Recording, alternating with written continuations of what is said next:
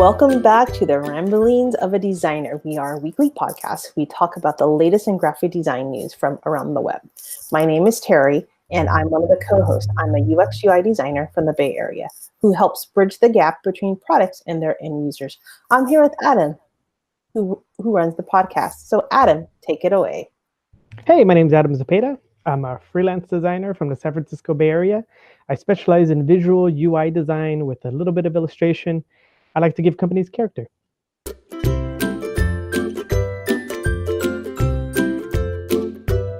All right. Hey, Adan, how was your night since it was Halloween? Yes, this is a very special, spooky episode of the Ramblings of Designer podcast. We have Halloween going on. Halloween was pretty fun. I didn't dress up or do any company things this year. I don't know. I feel like every year it's the Halloween spirit is slowly getting sucked out of me. I don't know why. Unfortunately, I did have costumes on already, but where we live, it gets kind of cold. So I had the option of like being Popeye with a sweater on, or a Ghostbuster with a sweater on. So it's like, maybe what I'll pick. Next year I'll pick a Halloween character that wears a jacket. Lumberjack. Oh, okay, a lumberjack. Yeah. But my week pretty much. So last week I talked about how I was just out of it. Right, I wasn't focused. I was just off that week, and it had to do with like construction or some home repairs that we're doing. So now that that's all clear, I spent the time and I just cleared my desk out and I made it look all nice and everything's all organized. And yeah, it worked. I got back to work pretty much starting Saturday. Last Saturday, I was back on track getting it done. And so yeah, it feels really good to be back to normal. I had that little hiatus that took like maybe 3-4 days, but now I'm like, boom, back full force. I have side work coming in, so I was like, oh, that's great. And I'm even working on a kind of like a pretty fun project. So we kind of with a neighbor, we kind of did a trade of skills. So they're gonna do a few things around my house, and I'm gonna try to upgrade their business. And so for me it's kind of cool because I pretty much have a blank slate, and I get to do a whole branding campaign for them, and it's going to be a fun little project. So I'm really excited for that. I can tell because you've been having your hands stay there, go woo, woo, woo, woo. I keep seeing ghosts. That's why my hands keep going up. Ghostbusters. No, sorry. Yeah. So that was my week. So Terry, what about you? That's a very darn good question. I just remember the only thing to be frank, I can't really remember what I did. Just trying to be organized, I guess, trying to get all my ducks in a row. Yeah, we just finished Happy Halloween around the neighborhood, and it was a lot. But other than that, yeah, just need to get my head on straight. Sounds like I gave you my my down, my whatever you call it. You took my funk. Yeah, that's all right. So, any big news or gripes of the week? No, I don't have any gripe of the week. I did. I just wanted to say that I used to. So I used to. Well, going back to Halloween, I used to always stay back and give out candy every year, and every year I was always surprised because I was like, oh, the kid must get slim pickings because I'm here for like hours just waiting, and I get like 1 or 2 trick-or-treaters a night. And then so the last year I decided to go with them. I was like, oh, nobody ever comes. I'll just go and hang out with you guys. And it's like another world out there. It's amazing. I guess our block is like at the end of the block, and so for some reason people just give up once they get there. But the rest of the street, it's like Narnia. It's amazing. And so it's not really a great, I don't know what you call that, but it's more just like it's a great thing that I decided to stop giving out candy. Because yeah, nobody ever came. and I feel like I was just missing out, hanging out with my family and watching my little kid experience Halloween. So, but yeah, that's mine. Do you have any gripe or anything like that? Just being a little under the weather. I think that's why my head Ugh, was so foggy. But other than that, yeah, just they did Halloween, and it's done. It's over, and now Thanksgiving is coming up in about 3 weeks. So yeah. trying to align all the ducks so they don't fly away. Oh my goodness, you sound so depressing. Yeah, I know. Well, when does it feel that like spirited? I was like, ah. So, but anyways, enough of that. Hopefully tomorrow I'll be back at it again. But Yeah. anyways, do you have any articles for us?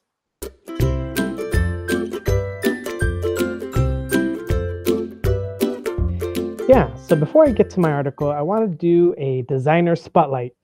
And so I just wanted to give a shout out to a designer whose work I saw. Her name is Julie Brewer, Brewer.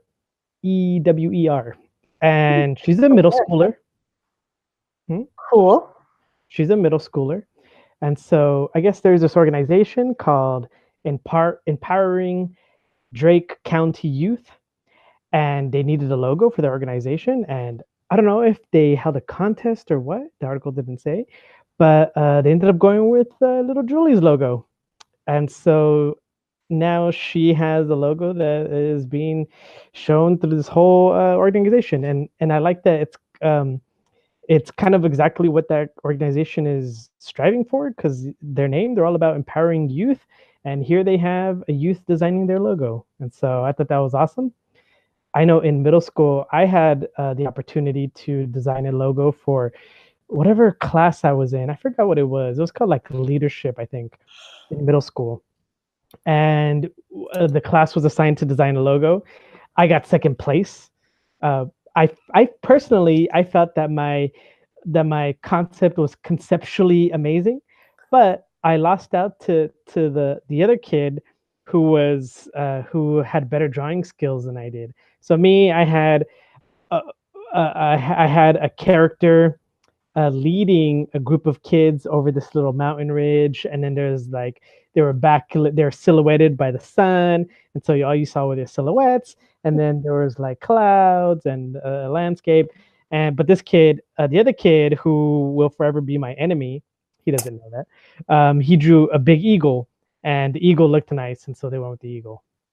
Well, my next question is, where's this kid now?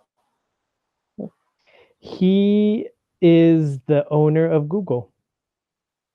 I don't know. I have no idea what happened to You're him. such full of manure now. I don't know. I have no idea. I don't even Do you remember who remember that kid's name. his name? No, I don't remember. That's funny. In middle school, you didn't have, oh, I guess we did have yearbooks. I don't know. I'd have to do a lot of You're not digging. that old. No, but I don't buy a yearbook in middle school. It's all about the high school yearbook. Really? I have all my middle school yearbooks. Oh, really? Oh. Yeah. Huh. I think I do have one, but it's like the last year I was there. Oh, okay. Yeah. Oh well. But yeah. So just wanted to give a shout out to Julie, and congratulations for having your logo at That's a awesome. Congratulations, Julie. Yay! Yeah. So for my first article, I wanted to there was this concept going out there for this new way to use your phone, and it's called Magic UX. And it's kind of like a piece of software that helps you organize your space. So it's the way I kind of well, no, I guess I was kind of relate to the multiple desktops kind of in your iOS, but it's not really like that. I would say what it helps you do is it just helps you switch between apps, but you switch between the apps by physically moving your phone from place to place. So if you think about, like, if you had three sheets of paper side by side next to you on your desk, uh, if you hover your phone over that one sheet of paper, you're in one app. If you go hover to the next sheet of paper, you're in another app. And so it's kind of mapped out, I guess, on your desk or wherever you want it to be. And so as long as you physically move your phone to that location, that app will move to its location. And so one of the ways that they're showing it is in order to move files from one app to another. Right now, it's super hard to move around files on your phone, but they're showing how, like, if you have it in one app and you click and hold, you can move your whole phone to the other app, and Mhm. then you'll drag your files there. Of course, this is just kind of like a concept. It's not really in production. Like, I don't know if you can't really download it or anything, but it's kind of interesting. And they said that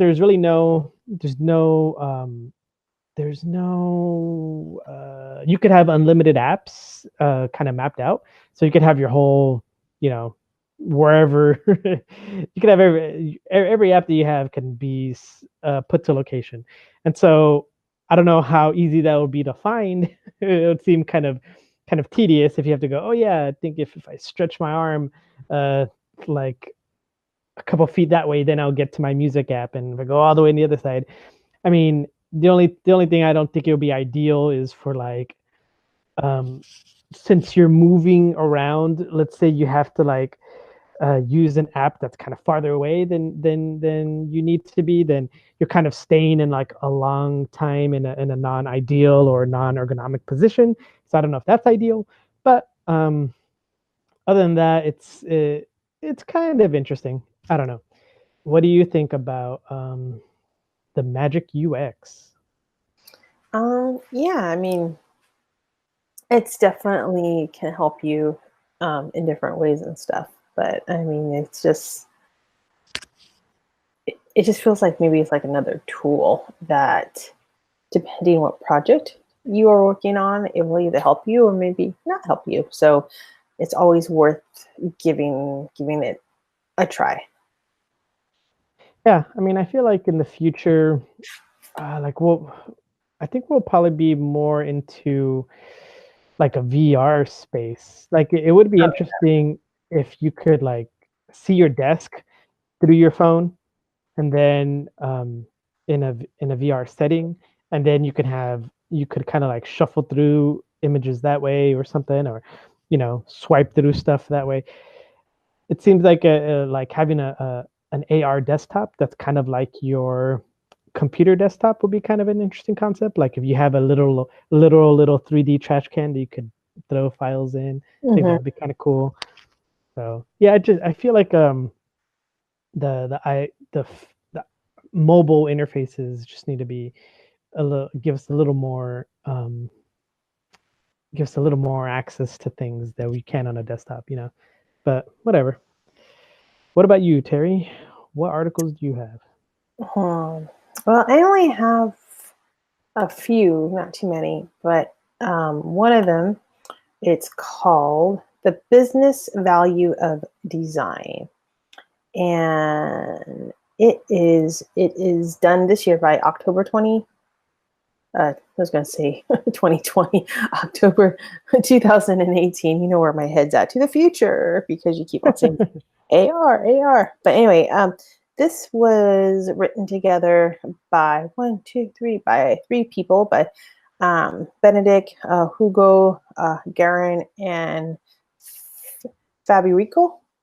And it just goes about um, of good examples of that product and service design, and whatever the not regarding the iconic design, such as the Switch Army knife, the Google homepage, Disneyland visitor experience, and it just keeps on talking about the business of value of design, like what does design bring and stuff. Hmm. So it's really good to read and everything. So I don't want to take too much time of it because it goes in depth about giving really good examples in different, I would say, themes like financial or anything, company level decisions making and investments. Then it goes into value design versus the analytical leadership to the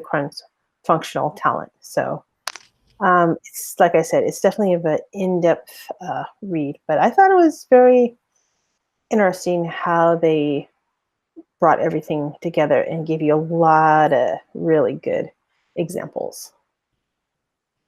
So what do you think, Adam? Wow. So we've been doing this podcast for this episode 21. So 21 weeks. Right. Today, this is the very first time we got the same article. Oh, that's awesome. But you got the actual article from the McKinsey. This is from the McKinsey Quarterly. Yeah. You got it from them directly. I got mine from the site called Designer, Dexigner. But it mentioned it, but it's them talking about this article, which is funny. So yeah, it's pretty much how they did a report to see if design was beneficial to a company. Right. And they said that yeah, it's a big correlation. And so I just wanted to read this paragraph from the article that I have. So it says, the McKinsey research found a correlation between design best practices and financial performance. Each company was given a single metric for its design performance. The McKinsey Design Index score, the MDI score, which was based on hundreds of design actions they had taken. Those companies scoring in the top quarter of the MDI score saw increased revenue and shareholder returns of nearly twice the rate of their industry peers on an annual basis. Over a 5-year period, this resulted in 32 percentage points higher revenue growth and 56 percentage points higher shareholder return growth compared with the industry peers. So yeah, they saw a nearly twice the rate of their peers when they've really focused on design. I thought that was amazing. Yeah, that's pretty cool. Yeah. See, designers out there, we are a very needed commodity in business. Absolutely. I think, yeah. I can't believe we got finally got the same article. That's cool. I know, because that never really happens, right? Yeah, I guess because mine was titled differently. But when I saw yours, I was like, Kinsey Company. Oh, that's interesting. Huh, look at all this data you show. Huh, that's interesting. But I didn't realize it until I saw the title of your article in my article, and I was like, oh yeah. Yeah, like I said, that really never happens. Yeah, whatever. Well, there you go. Good stuff. Yeah, good stuff. So what about you, Adam? Okay, well, since you took mine, luckily I had one more on the back. I didn't take yours. Listen to you. Terry, do you like a Photoshop? Do I like Photoshop? Yes. 50-50. And do you like Dungeons and Dragons? I've never played. I have no idea what's about, but I think it's about Dungeons and Dragons, medieval times. A lot of people trying to get the castles. Yeah, I've never played it either, but I've always seen, it's kind of like Dungeons and Dragons, and what's the other card game? There's another very famous card game by Wizards of the Coast. Let's see. When you say card games, I'm thinking of Magic, of course. Oh my God, what was that game with cards? Go Fish. Thanks. Okay, I can't. Anyway, continue about Photoshop and Dungeons and Dragons. Yeah, so whenever I think about Dungeons and Dragons, it's so Dungeons and Dragons is kind of like a role-playing game where you have a dungeon master, and they kind of are the story leader, where they tell you what happens and you pick your character. I mean, I've never played the game. I really don't know, so I'm kind of basing it off of what I've seen. I And think you're then lying. no, and then you have this 20-sided die, and then based off of that, it determines if you're successful with whatever with whatever problem obstacle you're faced with. Yeah.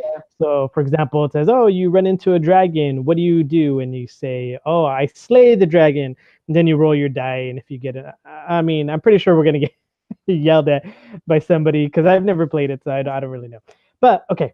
Um, so the creators of Dungeons and Dragons, they're teaming up with Adobe, and they're holding a contest. And so they want people um, to to come up with their monster for their latest their latest. And so if you like drawing monsters, I guess this is Wizards of the Coast.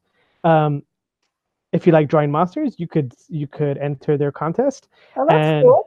you have the opportunity of winning $5,000 Wow. if you win. Yeah, so Yeah, I to think be, that's pretty cool. yeah, Hmm. no, that is. I mean, at least you're gonna enter a contest. At least win money or something. So that's good. Yeah, I mean, usually I'm against kind of contests because it's sort of like free work because you're just submitting it. But I would say if you're a young designer who just needs practice for their portfolio and you like drawing monsters anyway, sure. If you're an established professional, maybe or if it's not really your passion, or if you know what you're getting into ahead of time and know that this is a contest and But you know that. I'm Uh-huh. sorry, but what type of style does a monster has to be realistic, or can it be like Dr. Seuss kind, or Um, I yeah. would say so. These Wizards of the Coast, from what I've seen, they're known for having very illustrative, very Real looking pretty monsters, right? pretty realistic. Yeah, I would say if you know who Alex Ross is, kind of like big, flashy, like epic looking, like concept art for Lord of the Rings type Oh wow, monsters. Yeah, that's like 3D Hollywood style. yeah, like pretty intense stuff. Wow, Um, that's I impressive. but whatever, do whatever your style is anyway. Like, who cares? Do whatever you like. You might give a fresh look to it, Yeah, who and knows? who knows, right? Cool. Yeah, All right, do it. that's a good one. That's all I got for tonight. Terry, do you have anything else? Yeah, I actually I came across this. Um, I do I do apologize because this is actually this is an event that Wells Fargo is holding. It says 5 things digital experience leaders need to know about UI and UX, and it is actually Wednesday, November 7th, 5:30 to 8:30. It is at the location is at Just in Mind in San Francisco, and it's pretty interesting with their agenda and what they are going to be talking about. So again, this is an event in San Francisco. Actually, I wish I can go, but yeah, it's a little too far away from me. But if you're in San Francisco or you have that night off, I recommend going to this. Wells Fargo is a pretty big a bank and a pretty big, entity as well. And their vice president at Wells Fargo with UX and UI design, she's going to be talking. So go check it out. Awesome. Yeah. So, do you have any more articles? Because I just have one more, and then that's it. No, go ahead. Okay. I have one more, and this is by Vivek, and wrote this on October 29th. It's a 5-minute read. Using colors in your app interfaces. A study on app interfaces with colors, and it just tells you about what colors do within an app, and he continues to to explain like splash screens and he gives examples like what PayPal does and what Medium does, and then he goes into talk about login and sign up and onboarding, and he gives examples with Asana, so notified alert. So I think it's a really good refresher course, or just refresh to talk about these visual design standards, these design patterns. And he just keeps on talking, and then he asks at the end, the future, where is it going to bring? Is it going to bring it back, or is it going to be flat, or is it going to be more? I mean, who knows? So, Adam, what do you think? I like it. I like that that in their examples, especially with the onboarding for Asana, they have that the backgrounds are like very colorful. They have like full page, full end to end kind of gradient colored patterns, and they're kind of to let you know also that, hey, this isn't really the main action, the main app yet. This is still just a display kind of thing. So I like that, using color as an indicator to help let you know where you are and that you're not in the main app yet. I like that idea. And yeah, yeah, that's that's all I got. I think I was gonna add something more, but I lost track of what I was gonna say. Oh, as my mom would say, oh, a brain cell just popped. Because when you were talking about the UX event, there's another UX event that was going on, I think next month, but I couldn't find it, and so I was like, no. Hey, you can try and find it and either post it in the notes if you can, or you can bring it up in the next podcast next week.